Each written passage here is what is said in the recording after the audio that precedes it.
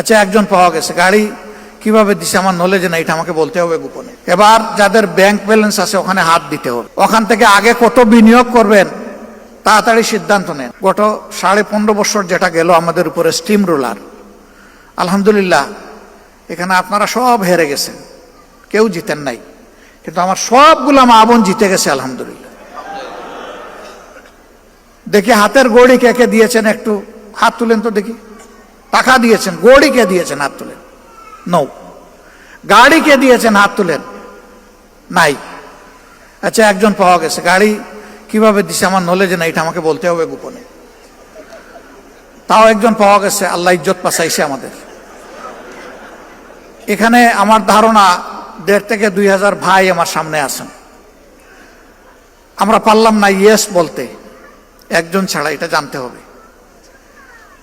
কিন্তু আমার বিশ্বাস এখানে যে মায়েরা আছেন, বোনেরা আছেন, যদি জিজ্ঞেস করেন যে এই বিপদের সময় কানের দুল, নাকের ফুল, হাতের বালা, গলার মালা কে কে খুলে দিয়েছেন, একজনও বাদ যাবে না বলে আমি বিশ্বাস করি।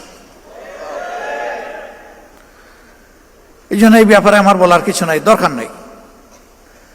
তারা খানদানি ঐতিহ্য ধরে রেখেছেন। উম্মাহাতুল মুসলিমিন এবং যারা সাহাবিয়া রাদিয়াল্লাহু তাআলা আনহুমা ছিলেন, তারা যে কাজ করেছেন আজকে আমাদের মা বোনেরা ঠিক একই কাজ করছেন। আল্লাহু আকবার। সম্মানিত ভাইরা, এইভাবে নারী পুরুষের সমন্বয়ে আমরা যদি আগাই, আলহামদুলিল্লাহ আল্লাহর দিনের জন্য এই জমিন আবাদ হয়ে যাবে। এবং সেই লুকিয়ে থাকা সূর্যের হালকা রোশনি দেখা যাচ্ছে, এটা ইনশাআল্লাহ পূর্ব আকাশে মাথা তুলে দুনিয়া শপথ করে দুনিয়াকে মুক্তি দিবে ইনশাআল্লাহ। কিন্তু তার জন্য বিপুল কুরবানি লাগবে। 30-35টা আসনে ইলেকশন করার সময় আমরা যে পরিশ্রম করেছি, যে আর্থিক কুরবানি দিয়েছি, যে পেরেশানি করেছি, এখন যদি তার 10 গুণ আসনে আমাদেরকে নির্বাচন করতে হয়, তাহলে ওই জিনিসগুলো 10 গুণ বাড়াতে হবে ইনশাআল্লাহ। পারবেন? অর্ধেক ইনশাআল্লাহ না, পুরা ইনশাআল্লাহ? পারবেন কেন, পারতে হবে ইনশাআল্লাহ। এবার যাদের ব্যাংক ব্যালেন্স আছে ওখানে হাত দিতে হবে। এটা আপনার না, এটা আল্লাহ তাআলার। ওখান থেকে আগে কত বিনিয়োগ করবেন তাড়াতাড়ি সিদ্ধান্ত নেন। তবে আমার অভিজ্ঞতা হচ্ছে আমাদের গরিব ভাইয়েরাই ধনী। সচ্ছলরা আমার কথায় রাগ করবেন না, নিজেকে মিলিয়ে নেবেন। মাসে যিনি 5,000 টাকা, 10,000 টাকা, 15,000 টাকা বেতন পান, তারা কঠিন দিনগুলোতে 5, 10, 15,000-এর পুরোটাই দিয়ে দিয়েছে। কিন্তু আমাদের সচ্ছল ভাইয়েরা চিন্তা করেছেন, আমার তো এক মাসে 1 কোটি টাকা, আচ্ছা কত দিলে সবার চাইতে বেশি হবে? আপনি সবার সাথে কম্পিটিশন করতে গেলেন কেন? আল্লাহ আপনাকে যে নিয়ামত দিয়েছেন, আপনি আপনার সাথে কম্পিটিশন করেন। তাইলে তো আপনি নিজের উপরে ইনসাফ করতে পারবেন। বড় বড় ব্যবসায়ীরা আমাদের কাছে টাকার বস্তা নিয়ে এসেছে 5 তারিখের পরে,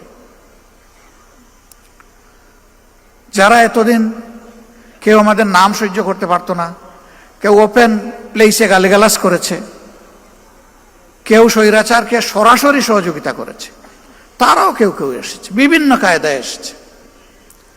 কিন্তু আমরা ওইদিকে ফিরে তাকাইনি ভাই। আমরা ওইদিকে তাকালে আমাদের রুহানিয়াত ধ্বংস হয়ে যেত। আঠালের মতো লেগেছিল কেউ কেউ 1 কাপ চা খাওয়ার দাওয়াত। যখন সাড়া দিতে পারলাম না বলে যে 5টা মিনিটের জন্য আসবো, উনার বাসায় যদি 1 কাপ চা খাইতে পারে, এটাও সাড়া দিতে পারলাম না। তারপরে বিশাল এক অ্যামাউন্টের প্রস্তাব দিয়ে পাঠাই দিস। আল্লাহু আকবার। এই ক্ষেত্রে আল্লাহ তাআলাকে ভয় করেছি এবং ধৈর্য ধরার চেষ্টা করেছি। বিভিন্ন হেলিকপ্টারের মালিক আসছে, আয়সা বলছে যে এখন থেকে যখন লাগবে বলবেন, বলার সাথে সাথে পেয়ে যাবেন। হ্যাঁ বলি নাই, বলছি দেখব। এরপরে একই ব্যক্তি বলছেন যে আগামীতে নির্বাচনে আমরা চাই আপনারা বিজয়ী হন, ইনশাআল্লাহ আল্লাহ তৌফিক দিয়েছেন, বড় হাতেই দিব, শুধু আপনারা বললেই পেয়ে যাবেন। তাতেও হ্যাঁ বলি নাই, বলছি দেখব। এরকম যারাই অফার দিয়েছেন নিজেদের জ্ঞান বুদ্ধি অনুযায়ী প্রথমে তাদের ব্লাড সুগার দেখেছি যে সুগার ঠিক আছে কিনা, এরপরে আল্ট্রাসাউন্ড করেছি যে ভিতরের পার্টসগুলো ঠিক আছে কিনা, সন্দেহ হলে সিটি স্ক্যান করা হয়েছে, এনজিওগ্রাম, এবং শেষ পর্যন্ত এমআরআই করে যখন নিশ্চিত হয়েছি বেজাল, তখন বলেছি কালু সালামা।